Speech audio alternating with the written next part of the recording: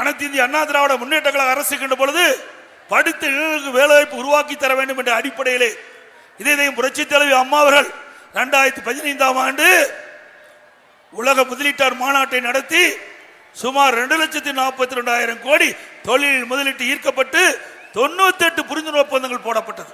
அந்த 98 புரிந்துணர்வு ஒப்பந்தங்கள் இன்றைக்கு முடியும் தருவாயில் இருக்கிறது.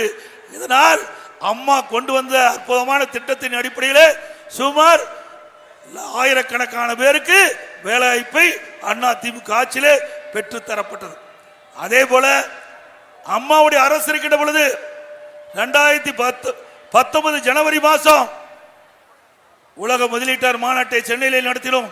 சுமார் 3,05,000 கோடி தொழில் முதலீட்டு ஈர்க்கப்பட்டு சுமார் 304 புரிந்துணர்வு ஒப்பந்தம் போட்டோம். அதெல்லாம் இன்றைய தினம் நடைமுறைக்கு வருகின்றது. இதனால் பல லட்சம் பேருக்கு இளைஞருக்கு வேலைவாய்ப்பு உருவாக்கி தந்த அரசாங்கம் அண்ணா திமுக அரசாங்கம்.